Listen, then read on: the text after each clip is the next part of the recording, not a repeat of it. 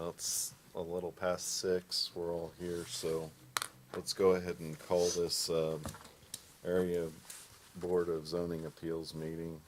It's a special meeting for Thursday, March 16th, 2023.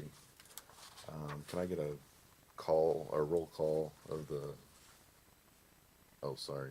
Yeah, roll call of the members. No problem. Andy Bailey? Here. Grant Bowler is absent. Stacy Pettigo is absent. Scott Huffensberger? Here. Chester Bankus? Here. Staff members Liz Stitzel and Kat Bell, and Attorney Jay Moore also present. All right. Can we look at the minutes from the previous meeting? Can I get a maybe approval of them if there's any changes that might need to be made? I don't think I didn't there, no see changes made from what was presented, right? Yeah. No, Okay, this year. right, okay. Okay. I'd make a motion to approve the minutes as presented. I'll second. Okay, it's been moved and seconded that we approve the minutes as presented. Let's just do a vote, voice vote. All those in favor signify by saying aye. Aye. Aye. Aye. And motion passes. Okay, so make You sure. can pass those back down and we'll get Stacy to Right. Yeah. Right. sign it. We don't have any old business that I know of. Let's go on to the public hearings. You ready for that? All right, let's do application CC 2023-0013 docket 5-23-VA, petition of Prince Alexander. Is requesting approval of variances to Unified Development Ordinance. Can you take us through the staff report, please? I sure can. The one thing I probably will note for you guys and then for everyone in the audience, hopefully between us all will remember, is we're terrible about it. But as we've moved to trying to record meetings, we're all really bad about remembering to remind people to go to the microphone when they talk. So if you guys out there would just help us remember, and we'll try to remember up here. Because anyone viewing something online has no idea what's being said if it's not said into the microphone, even though all of us in here, it feels really natural to just talk to each other. So that way I don't forget that. Moving into the staff report, the applicant is Prince Alexander. This is requests for variances from the State Road 28 Overlay District. So we haven't seen a ton of these recently, but, and I know we have some audience members here who may not be familiar. But the State Road 28 overlay is an aesthetic overlay that falls from here in Frankfurt all the way out to the other side of the interchange. It requires upscale standards, including the relevant one here, is that every hard surface, including that for houses, has to be paved.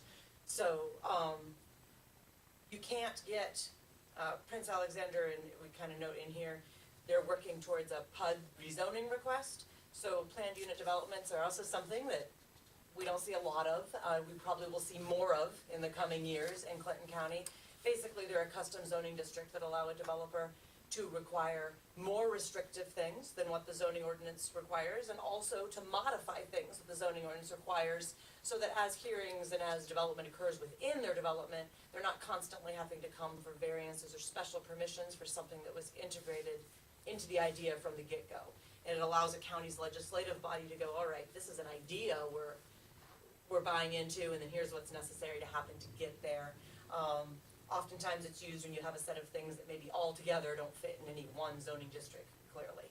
So in the process of going through the PUD zoning district drafts, we realized there were a couple areas that they cannot comply with the State Road 28 overlay district and still have their idea work. And planned unit development can write its own custom zoning standards for underlying districts, but it cannot write itself out of an overlay district's standards. So that's why the variance is needed, and then much like a subdivision, if the planned unit development is adopted and those zoning districts are adopted, then the variance will ride with that development, moving forward. So, that said, if they're able to get those variances, or if they are not, they will then submit their planned unit development accordingly. So on the second page, you'll see a map that shows the parcels involved. There's numerous parcels right now because until this goes through the rest of its process, they won't be consolidated and replatted. into something that's developable. There are 3 parcels of note that are not included, the county's water tower, there's a cell tower, and then there's one little parcel up along 28 that is not part of this. It does include the gas station, and the area that at least used to be like a truck mechanic or something. There's a building behind the gas station as well, that's all included. The second picture shows you the overlay district. The blue area is the primary tier that has the most restrictive standards, and then the green area is the secondary tier. Both tiers require paving out the gate, although certainly there have been other cases where it has been granted a variance because of the nature of the use. So there's also a picture that looks from State Road 28 to the south along the east side of the petition site. The site currently has open farm fields surrounding it with the BP fueling station called Good to Go on the site. The petitioner's immediate plan is to present to the Area Plan Commission and then the county commissioners proposed development through a rezoning to a planned unit development. In order to approve that as it will be proposed, the petitioner has 2 areas that will not be feasible for them to meet the overlay standards in a few areas within the development, not in the entire development. So the 2 relevant variances requested are from 403.17D. They're requesting to allow some gravel parking areas and drives instead of pavement within the agritourism district. And then from 403.17D, they're requesting some areas within the agritourism district to not have to have pour-in-place curbs. So the Unified Development Ordinance specifies 3 findings that must exist to grant the variances. First, the approval will not be injurious to the public health, safety, morals, and general welfare of the community. So the purpose of the request is to allow for the safety of horses and other livestock that can slip and fall on pavement within the parking areas specific to livestock rigs where they will park and maneuver. Given that horses and other livestock will be part of the main attraction for public events, it would seem that there's a high priority in making sure that the animal's safety has some regard to it. Also, we know, we dealt with this with M&K Trucking across the way, with Wilson Trailer, and with Performance Ag, that when you have a lot of heavy rigs coming in and out, pavement often buckles and does not hold up, as well as a gravel surface does. The area adjacent to the area that will be gravel is all within the planned unit development. There is no adjacent area to where the gravel will be that is a neighboring landowner. As long as the gravel does not include roads and is out of sight of State Road 28, passing traffic also should see the same aesthetic from their vehicles that the State Road 28 overlay requires. There's going to be significant vegetation and plantings in this development as well, and then there's a public-private partnership, and then INDOT's involved in the roundabout that's going to go in there. So there's going to be a complete redesign across the front. So it would seem that that finding is met. 2, the use and value of the area adjacent to the property included in the variance will not be affected in a substantially adverse manner. So the proposed development appears to be a positive growth for the area. It will have different uses within the development area. In the case of the livestock, not all standards for the district will be feasible to be met. With careful planning, the 2 standards that may not be able to be met, especially in the secondary tier, could be modified in order to meet the needs of livestock. Across State Road 28, M&K Trucking, Performance Ag, and Wilson Trailers all obtain variances for some gravel areas on parts of their property for similar reasons, as they also have larger rigs crossing and parking. And again, I would note this is only in the areas of livestock, not in the entire area, so it would be an alternative to being paved, not an alternative to having a parking lot. 3, the strict application of the terms of the zoning ordinance will result in practical difficulties in the use of the property. The variances the petitioner is requesting are because the standards required are not useful for the livestock aspects of the project and raise safety concerns for that attraction within the proposed development. If the petitioner is required to pave and place curbs in areas where livestock will be in, it's not only a safety issue for them, but also the surface will likely fail with the use of the size of vehicles and equipment that are needed for horses and other livestock. Staff does recommend a modification to their request to only grant partial variances from paving and curbs, making it clear that just because an area within the PUD has been zoned agritourism, it does not have an automatic waiver from all paving requirements. And this is of concern for staff to specify, because since we haven't made it to the PUD yet, they're not currently locked into the exact location for that final parking lot. And the concept of this variance would not be that everything gets zoned agritourism and then everything has no paving. So the staff recommendation would be to approve the variances requested with conditions as follows. Areas within 700 foot of the State Road 28 right-of-way are not granted variances from 403.17D in full, regardless of their zoning district, and must request a variance in the future for a specific situation that might be there, so it can be considered.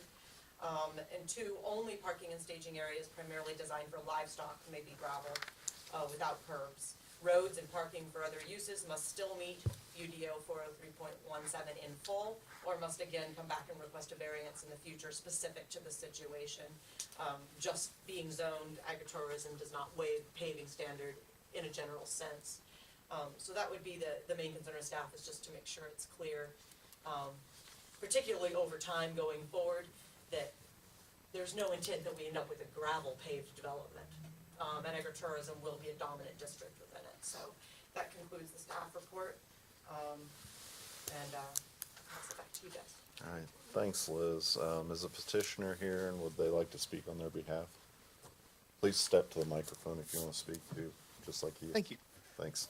My name's Steve Alexander with Prince Alexander Architects, and we're representing the Good Oil Company on the redevelopment or development of this particular parcel that we refer to as Banderas Point. And I appreciate certainly helping us in expediting the project by having a special hearing. That was really a critical part of keeping on track, and especially with Liz and staff helping us with the schedule has been very critical, and we tried to provide as much as we can to clarify what we're doing. The large picture of that particular parcel at 28 and I-65 is really envisioned in the PUD as a mixed-use resort development with an RV campground and other retail and hospitality amenities like a hotel and a winery and other retail opportunities that are mentioned in the planned unit development application. So, as you may have heard, the first building that will be built in the project is the Equestrian Event Center and Banquet Hall building. And that is very similar to what we refer to as a fairground kind of project. So aside from the equestrian events that have large trailers, livestock trailers with living quarters in them many times, other livestock events that we anticipate having there will also have livestock trailers and trucks, and they'll be kind of driving, not necessarily always in a conventional pattern that you would see in a suburban parking lot kind of environment. And so that's why not only do we wish to have the gravel parking lot aspect, but also the concrete curb portion, so we don't have to have trucks driving over concrete curbs and all of the damage that can create. So I appreciate staff's assistance again in kind of clarifying the interpretation of those ordinances, and we, on behalf of the Good Oil Company and Good Family that's all here this evening, or three-quarters of them, respectfully request approval of the application. Okay. Thank you. Do you have any questions for me, or? I guess so we've got this map that's laid out in front of us. I guess my only question is, if you'd come here and step up real Sure, quick. sure. And then you can step back, but realistically, if we did this, we're gonna cover our basis. If we're sectioning off this area of the development, is that going to help us get the gravel lots? I mean, most of, that's the lot in But it may question. not be in that location. They won't know Okay. until plating. That's why the variance needs to have some wiggle room in it. Yeah. So they don't Okay. have to So come I'm- back. It's a before the good point. I commissioners come think through. the 700-foot line probably comes about. Yeah, it's like about, that. yeah, it's probably close to there, Yeah. so, okay. So this is where we see in this area, this is the main equestrian and event center here. So we anticipate having horsemen's camp here, so there'll be trailers, horse trailers and campers in here, and a lot of maneuvering of livestock vehicles here and in here as well. So essentially, if a rig came in here, they would come in here, more than likely drop their payload or animals or whatever back in this area and then stage their trailer Correct. closer to that area. Yeah. Is kind of the flow, I guess. Yes. One of our sort of traffic pattern theories was that we would create kind of this kind of Loop. so that the trucks don't have to maneuver around so much. They can come in on any one of these particular things and kind of have a natural loop to get back out to. Okay. What's this area designated? Sure. This yeah. is currently designated, say, an undesignated wetland. Okay. So it shows Yeah, as a because it wetland. is pretty wet right Yeah. through there. Yep. So we're designing that as our stormwater detention Sure. area for the whole project.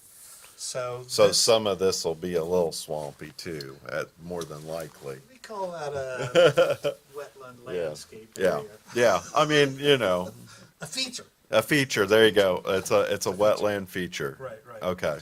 And then all of this indicates rather what the RV campground would be, and it kind of brings up an interesting point about paving. You know, the RV campsites, we envision the main driveways through the campground being paved, but where parts of the RV campsites would be gravel and part would be paved. And there too, you see kind of how. Well, yeah, you'd be cutting her close on this north side of your camp lot if, then we're back here granting variances for, a handful of Or sites. they do some minor reshuffling to make sure that everything that needs gravel is behind the line. Yeah. I know when we measured that line is part way down in the primary tier, but not all the way. I just, When you go 700. my biggest concern is that I want to get it right tonight so that we're not back here granting a variance every time that we're making a change. Yes. And I've struggled with this, with the staff report, and I had an idea until I finally got it in front of me because I'd seen other publications with it in there, but struggled with how to properly word a way for this to make it happen. And I didn't really think about the RV park creating some problems with, mainly you're driving pavement and then where that RV wants to park is usually nice white rock gravel. Right, yeah.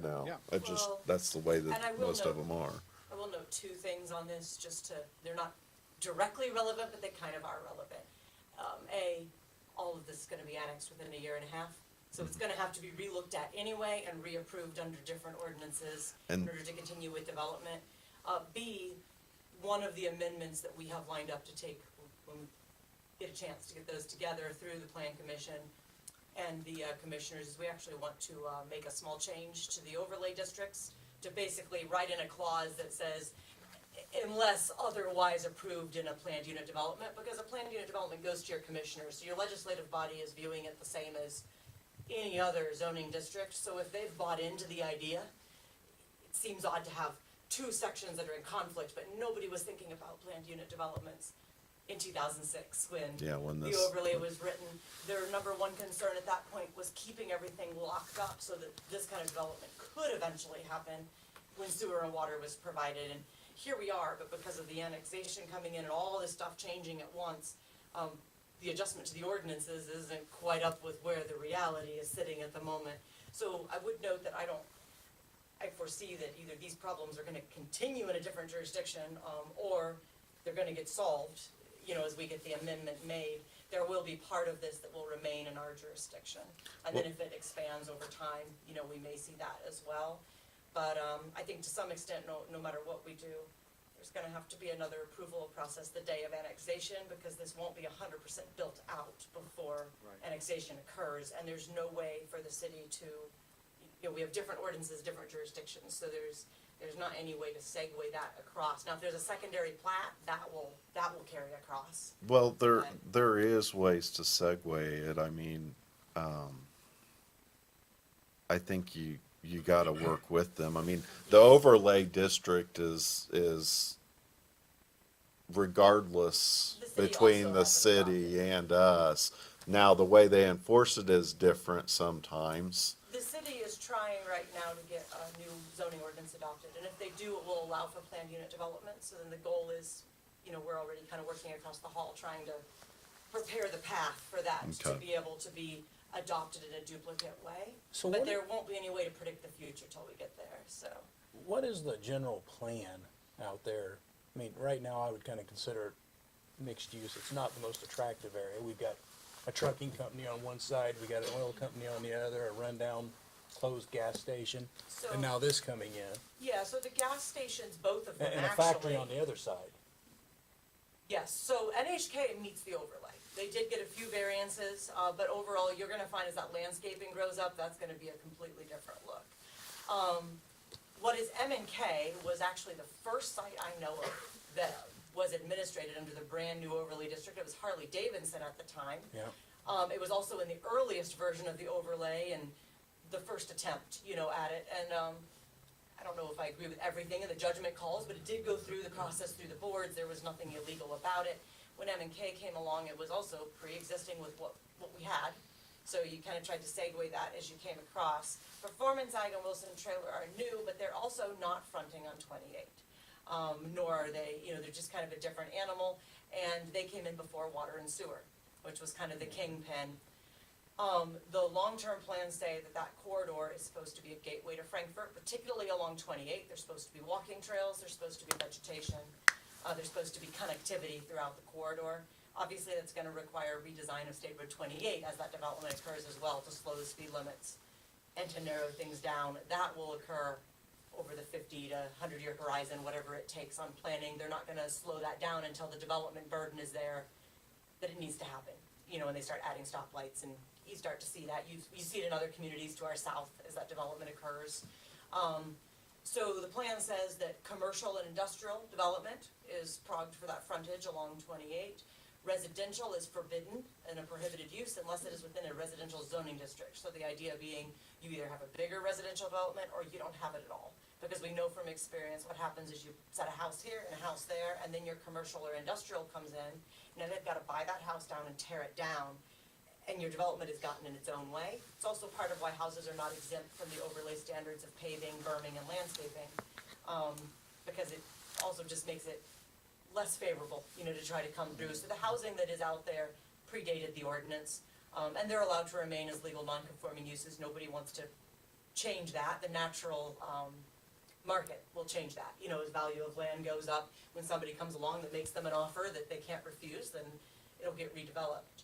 I think there's maybe some competing versions that there will be a new study on this probably after annexation takes place, because both the cities and our comprehensive plan will then no longer match reality. And the annexation that occurs doesn't exactly match the vision. So all the comprehensive planning needs to be modified to kind of match that. I anticipate it's still gonna prioritize commercial and industrial, but right now, the plan kind of shows a dumbbell where there's an area of ag just kind of being held. And I think that's gonna go away, because with the annexation, now everything's, mixed, city, county. It's no longer ag in terms of what's happened. So the plan needs to start to recognize that. The plan also says a lot of wind, sewer, and water are added, wind, sewer, and water are added, wind, sewer, and water are added. Well, now for the first time, sewer and water have been added. So the next phase of planning that builds on that initial planning needs to occur to recognize the fact that we're now no longer gridlocking it, we're actively guiding it. So you're kind of in transition right now where the plans are clear that that is designed for commercial and industrial development, but the plans are a little vague on exactly where the commercial is, exactly where the industrial is. We know because of CF Industries that you're not gonna put much residential or high-end commercial right in the middle, just because of the risks that come with that particular industry. But we would anticipate you're gonna see stronger development starting at the interchange, the 4 quadrants first. Then you'll start to see, we have to build out kind of access roads, because NDOT's not gonna let constant cuts occur. You're gonna have a half mile to a mile between cuts into 28. So then you'll have a secondary tier road that'll start to be built out on both sides. This development will have to reserve the beginnings of that on theirs. And then actually, Don Good also owns property on the north, east quadrant. And that property already kind of has easements and a structure starting to where that access road on the north side has to come out too. And then as more properties develop coming towards Frankfurt, they'll need to continue that road connectivity as part of their plan, so you start to get a secondary tier. We would anticipate then from the other end, you'll continue to see pressure coming out of Frankfurt until it meets. What time horizon? Anybody's guess. Probably just depends partly on state policies on development and what they're offering, partly on what's happening with interest rates and, opinions. Land values are very much in flux out there right now, so I don't know if that kind of gives you an idea of the whole picture. I think this is the first of what will be a series of developments that will be big, maybe some of them bigger than this, based on what we've seen in the south side of Lafayette and other places where, over the last 10 to 15, you start to see things fill in.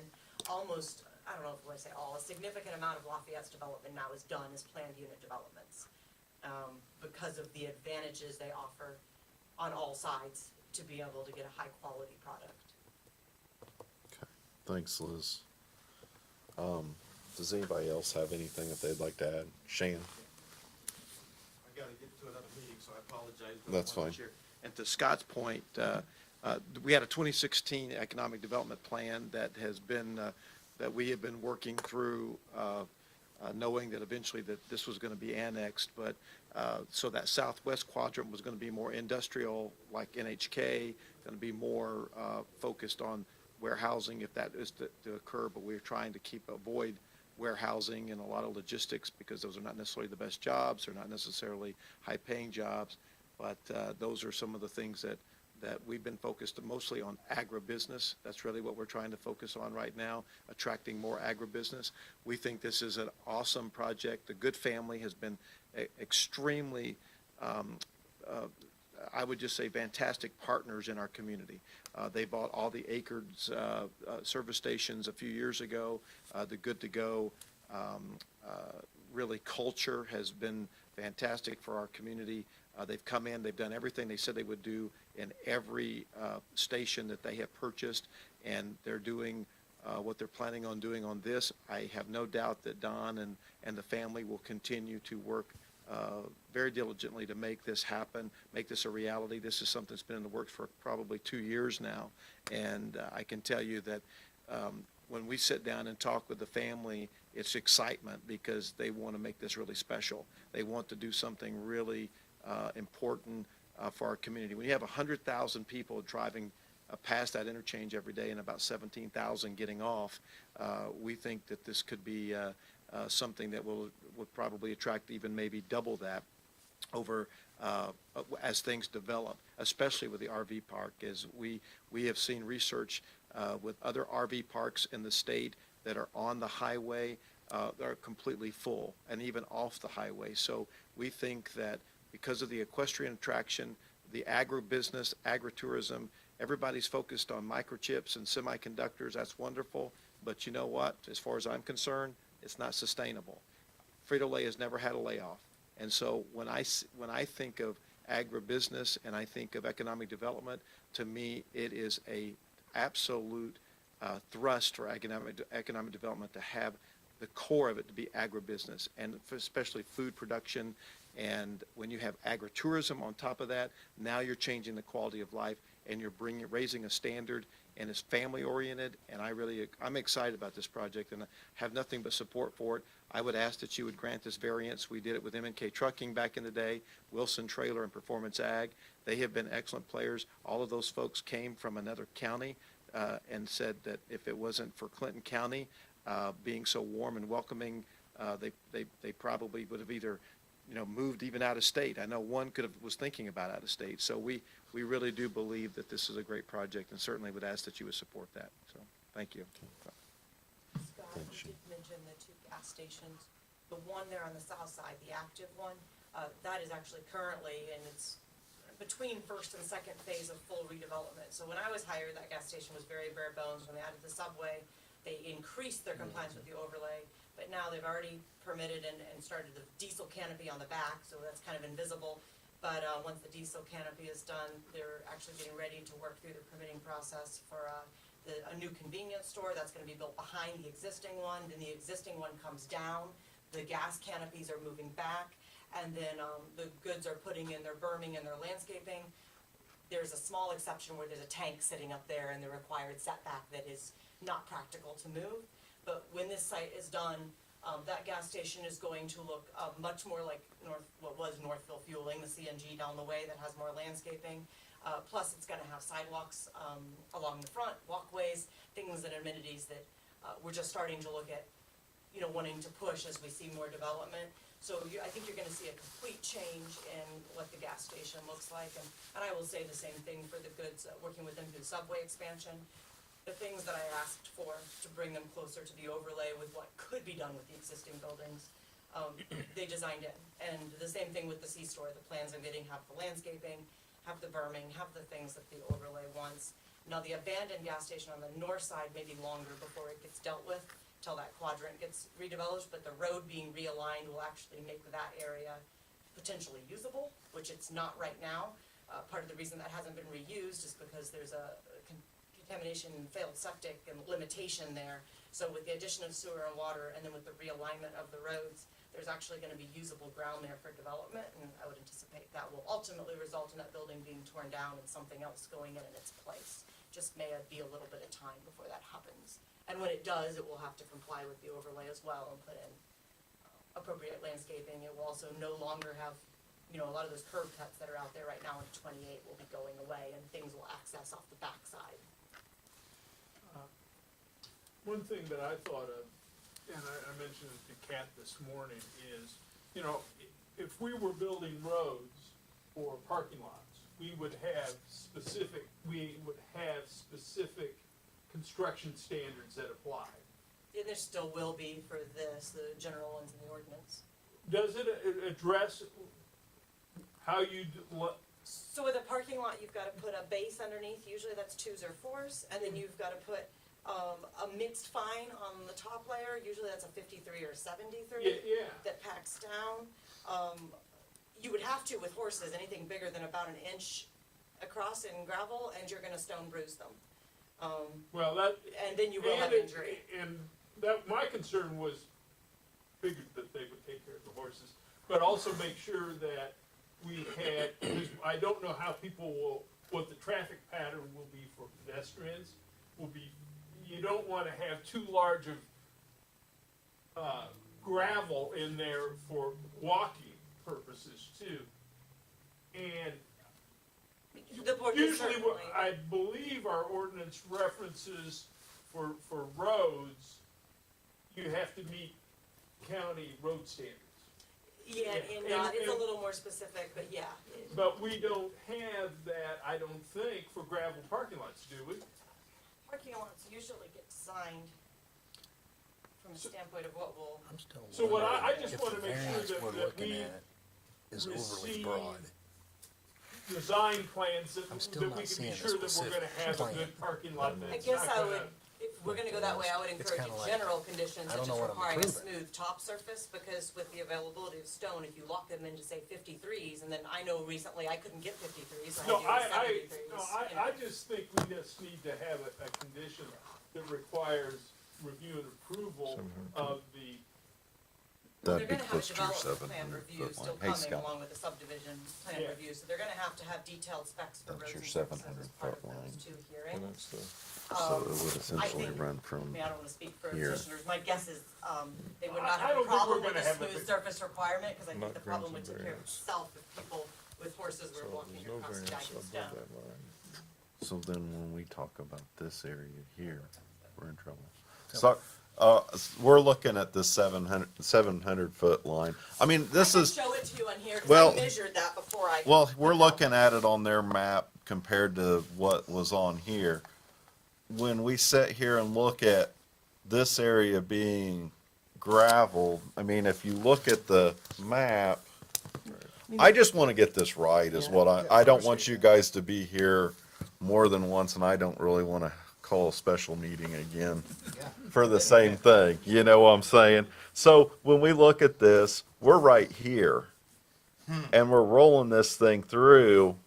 This is what 700 Yeah, feet gives because we you. were thinking Because like you're more up in wanting, here. yeah, you're wanting to be closer to 400. But see, my concern is if it's visible from 28, then I think we have a problem with the consistency of the spirit of the overlay. And that's And- where I think we look at this. And there's no way to review the final plans at this point in time to make sure it's screened or shielded in some other way. So my question is, that's a big area we're giving a variance to. So do we really, I mean, theoretically, It's we could have huge. You're- gravel everywhere. I mean, you're giving a couple 1,000-foot variance. Well, that's why I suggested some of the conditions, because yes, the idea that 75% of it is zoned agritourism and 100% of the surface in that is gravel is not the direction that I don't think they want to go or I we know. do, but that is where you would get with the My variance only if someone concern wanted to. tonight is I'm not sure I'm comfortable in understanding what I'd be approving. The challenge is you're probably never going to exactly, so I guess my encouragement there would be, because they can't produce a final development plan without knowing whether or not they can have gravel. So, they're gonna go through that PUD process first. So I guess I would encourage you to figure out to what degree you wouldn't have a problem with it and grant the variance to that degree. If they wanna go further than that, then they can come back with more detailed Why plans. would we not, you're why would we cut- not have a development plan and then come back with specifics? Currently, they're not zoned in a way that is legal for them to have any of their uses except the gas station. So there's no way to hear a development plan for illegal uses. There's no way for them to apply for the planned unit development with gravel included in it if they don't have the variance, so it becomes a chicken and an egg problem. It's like a subdivision. You can't apply for a subdivision that doesn't follow the zoning ordinance. Same thing with the PUD and the overlay districts. But, okay, And so, you can't apply for a development plan if your use is not legal in the zoning district. These uses are not legal in B3, which is what it's zoned. so here's, as far as I'm concerned, condition 1, areas within 700 feet are not granted variance. I disagree with that, and I would like to see that left out. Because I would like it to be, I think the more specific term is to look at it from the second term and say only parking and staging areas primarily designed for livestock. And maybe we do need to add RV Parking pads. plots, yeah, RV pads.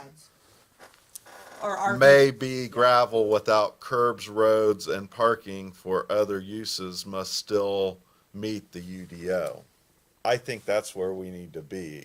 I mean, Or And- what you could do is you could say that you can't have gravel within 700 feet unless it is screened.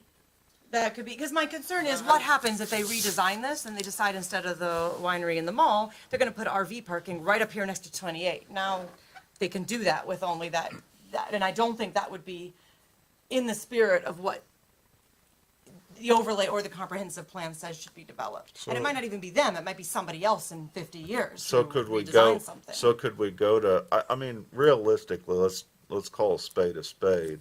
When you're sitting on 28, 400, 400 feet, you're not gonna be able to see a gravel unless the elevation is seriously changed. You know what I'm I mean, saying? you could drop that And- down and add let's- something about And the other screening. thing is, we know this is low, everything is drainage wise, everything is gonna go like that. That's correct. So the only possible places that you're gonna see gravel from, let's say, 350 feet away would be possibly this area right in here. But I think your point about screening is a good one too, because it'd be real easy for us to make a small mound and kind of make that screening across there as well. So yeah, 400 foot is somewhere up in here, so if you moved it to 400 and then you required screening, Right. then maybe that addresses the problem without limiting them too much as far as Yeah. potentially having to come back. I mean, what do you think on that, Scott? I mean, we've got to. I completely agree with what you're saying. Is we don't really have a super, stick to it plan. Well, but what you know is they're gonna Have to have it So we better figure out what we're gonna allow and how we're gonna allow it. And I wanna minimize the amount of meetings that, whether we have to have those meetings, and if Frankfurt says, oh yeah, we wanna do exactly what the county did on the goal is the to- variance piece, and then they're not coming here and, you know, I mean, this is a volunteer board, I don't wanna see them any more than what I'm required to. I do think, you know, to Andy's point, you're correct, this has to go through development plan review and subdivision plan. They are not combining their subdivision and development completely with their PUD, so there won't be a full plat just yet, but there's rules and standards that apply to that. So if they're doing something that doesn't meet those other ordinances, that conversation can be had at that point. So I'm not trying to be difficult, just trying to understand. What, in my experience, we come before us for a variance, there's a plan, right? There's a drawing, this is how we're gonna lay this out. We need a variance for this specific area. But we're kind of allowing a variance for a very large area. In other words, why aren't we, Potentially, that's why the conditions, because I wasn't comfortable with the idea that 100% of the agritourism district. but that's my could- question in general, why are we doing that anyway? Because there's no possible way, short of amending the ordinance, which is the commissioner's other option, then if the board views it, you know, that way, would be to go ahead and amend the ordinance for the PUD and delay the PUD a moment to kind of get it all through. But the problem is the overlay didn't foresee PUD, so there's not an exception from it. PUDs are supposed to allow you to write your own custom rules. I like it. Requiring no BZA hearing, because the legislative body goes, we either are okay with this or we're not. And they handle it as a lawmaking exercise instead of as a variance from the rules. So the challenge here is, there's no way to adopt a PUD that doesn't follow a rule, and it can't write itself out of the rule because the rule is in the overlay district. The amendment process, it was decided, would take longer than the variance request, so here we are. But their other option, if they don't have the variance, and that's fine too, it's, you know, whichever way the board wants to go, but if they do not have the variance, then they must include everything being 100% paved, in the PUD. And now, if the rules change later on, you know, then they can try to come back, they might be able to write a clause into the PUD that gives them some wiggle room if the county can get their rules changed on the other side, but the plan commission cannot approve, and even if they did approve, staff could not administrator grant a permit for something that was gravel if it violates the overlay, even if it's in the PUD. So what you're dealing with is a combination of a law change and another law that's not being changed, being in conflict with each other. But right now, all we can do is go by what we know. What the law is currently. Which is why they're here for a variance, because the law currently says the overlay district requires 100% of everything to be paved and curbed on both the primary and the secondary tier. Yep. So that's why, like the other companies, the only recourse at the moment is a variance. It cannot apply to the commissioners with gravel. Now, the commissioners could still decide they don't want gravel and turn that down in the PUD. You know, they have that right. Just avoids it being an urgent issue to change the State Road 28 overlay rules by themselves ahead of PUD. Can you tell me what screening really consists of? So screening typically means you cannot visually see through it versus a buffer yard. So like a buffer yard is plantings that may be spaced with gaps in between. Screening means if I'm standing on this side, I can't see to the other side. So it's typically gonna be evergreens, or at least have evergreens mixed into it. It could Okay. also be a wall, Or or a mounds. berm. What, Yeah. Mounds would be, But if you can't see that, now, my interpretation as a staff member is generally that is from the first floor of something. You know, I have had people that try to argue, well, I can see it from the second or third floor or roof type. And at some point, you just have to use some logic. You can't physically screen something from every imaginable elevation. But I would expect if the word is screening, that I cannot see through it, whatever that plan is. So would you be amenable to, you know, we're thinking about, right now it's written, the variance, the potential variance is written, areas within 700 feet of State Road 28 right away. And if we would put it maybe in there, or 400 feet with screening. Now, I'm a little hesitant because I don't know what screening really consists of. and So we if you don't- want a we don't- specific type of screening, then you need to get more specific with it. But if the word is screening, that means to me berm, vegetation, walls, could be buildings, but anything I can't see through. okay. And if you wanna be more specific, you would say screening from State Road 28. Now it's specific from a view, not I walk out across the PUD and, oh, look, now I can see it, you know, so. And what we could do if we do the screening, Chester, is we could keep our 700 feet here. Right. And so then we would be within that first tier and say that essentially what we would do is say 700 feet, if it's within 700 feet, it must be screened from the right of way of If 28. it's less than 7. Yeah, if it's within 700 feet of the right of way, it must be screened. If it's not, then It's we're screened approving from- it with our second part, that it has to be primarily designed for livestock, may be gravelled without curbs. Because I think at the end of the And day, livestock, and then your RV Every parking. Yeah. or RV Parking parking pads. pads, yep, specific that it's not. yeah, so with that language, I think we're doing two things. We're giving them the opportunity to make some flexibility to their plan, Right. But not- protecting the right of way from attractive features. And then I think that's the best way that I can come up Yeah. with it. Does anybody have it, you have anything to add? No, kind of to Liz's point, first of all, we're fine with that wording.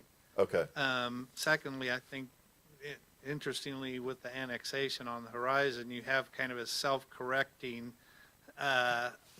governance built into this review process. So if for whatever reason we find in the first couple of years, I don't know, the annexation goes in 2 years, Year and a half. year and a half, we're going to be discussing all of this again very shortly at the annexation process when we have to reestablish the PUD. Is the RV portion, is the back portion here designed for livestock activities? Well, This part here? Yeah. this is RV parking here, but we're hoping, I don't know if you've ever been to C-Bar-C or some of the other equestrian facilities, we're hoping to fill this with horse trailers and campers for people that are coming to equestrian events and livestock events. There could be several hundred livestock trailers here. As well as And they over were- here? No, this is all these kind of hashes here, all the RV campground on this side. Okay. This is the fairgrounds kind of project here. Okay. And then this is kind of more food and beverage, winery, hotel, retail up here. Our goal, and kind of to Liz's point earlier, you know, we have trails kind of winding through this whole thing, so it's all connected as one kind of large resort development. Yeah. Okay. Do we want to ask if anybody else- yeah. says anything? Does anybody else have anything to add? Okay. All right, let me work through this real quick.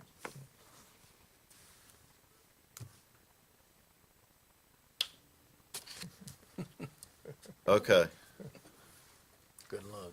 I think I'm ready to make a motion. Since I'm chair, can I make a motion? There's nothing. Okay. All right.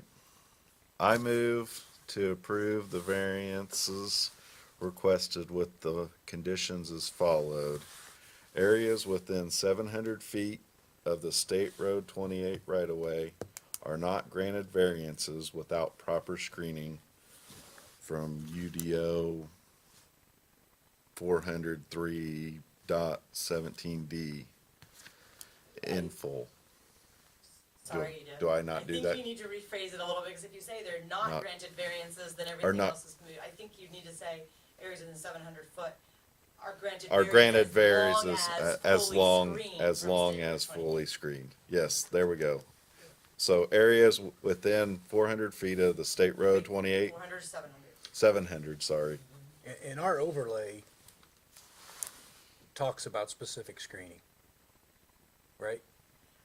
Our overlay says the screening means it is not visible. It leaves it up to the applicant and staff to figure out, are those trees, are those walls, are there berming? Berms. Now, up at the front of the 28, there is non-negotiably a 60-foot wide area that must have berming, That's where I'm plantings, and that has to be thinking there of. regardless. Yeah, And you okay. can't put any parking of any kind in that, and you're not in any way waiving that. That has to go in. I think that maybe answers Yeah, some yeah, of that. that helps a Okay. little bit, so. Cool. So what's the measurement that we don't have any, control over? Or we do have control, I should say? They have not asked for a variance from the 60-foot required buffer Okay. yard and berming that goes 60 along feet. State Road 28 on both sides. Yep. Okay. So irregardless of what they do within the site, that Right. has to be put in. Is that agreeable then, what we're thinking here? I'm gonna redo my motion here since we got interrupted, so. I move to approve the variances requested with the conditions as follows. Areas within 700 feet of the State Road 28 right-of-way are granted variances as long as proper screening is put in place. Only parking / staging areas primarily designed for livestock may be gravel, or livestock and RV parking, after livestock and RV parking spots may be gravel without curbs, roads, and parking for other uses must still meet the UDO 403.17D in full, or must request a variance in the future specific to this situation. And I'd be glad to second that motion. Cool, it's been approved and seconded. Is there any further discussion before I call for a roll call vote? Hey, staff, when you're ready, can we have a roll call vote? 2/3 of the way there. You're fine. Just second. You might want to read it I just will. to Yep. help us remember what it is and verify it's the proper thing. And this all would apply to the application. Yeah, according to the findings of the staff report, With conditions. with the, incorporated in the motion by reference.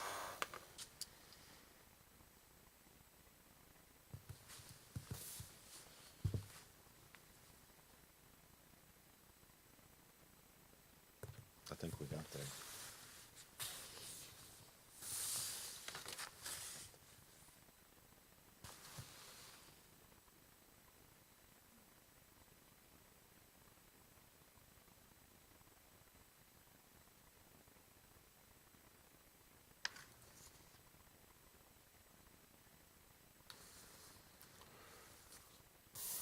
Okay. So I've got a motion, to approve the variances according to the finding of the staff report incorporated into the motion by reference with the conditions that 1, areas within 700 foot of State Road 28 right of way that are gravel must be fully screened right away. 2, only parking and staging areas designed for livestock and RV parking may be gravel. All other uses, roads and parking, must still meet UDO 403.17D in full, or must return to request future variances specific to the situation. Now, does it say RV parking or RV parking pads?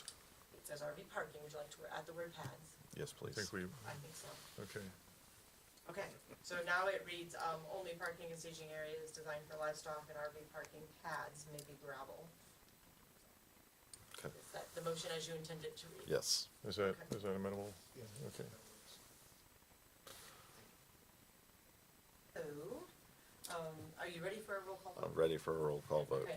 Andy Bailey? Yes. Scott Hesensberger? Yes. Chester Banks? Yes. Motion passes. 0, which means then that you can incorporate that into the ordinance regulation language for the PUD that will be sent up.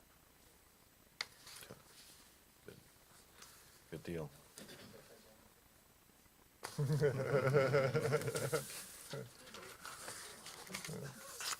You guys are free to go, but I don't think, do we have any new business? Thank you very much.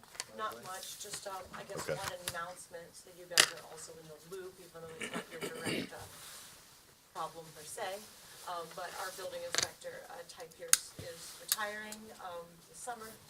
So, he's submitted notice where the plan commission has authorized me to start a rehire process. I'm currently working with council to make sure I've got funding before I advertise. It's usually a good idea. So at any rate, I anticipate, this year we're gonna have a transition to a new inspector, hopefully somebody who will be a good fit. That's the goal. Ty is definitely a tremendous loss, but, I understand why he might wanna retire and spend time with his wife traveling, so, we will Good miss for him. him. He'll probably send out some kind of announcement closer to his retirement date and do, something where people can come into the office, so, let him know how much we appreciate him. Will there be So- cake? Yes. They always have. This is county government, there's always cake. Get to the important part. Is that it for new business, That's Liz? it. All We right, do have a meeting on March the 28th. We do have 3 filings for our March 28th, the regular meeting. Look for a motion to adjourn. Motion to adjourn. Second. All right, we're adjourned. What was my motion? Chester was the motion, Scott was your second. Why you guys do say, motion duly made and seconded? Well, that's easy. All right. Let me turn off the- Well, we got it. So are these 3 filings coming up gonna be, easy or difficult? I think it'll be a little more easier. Okay.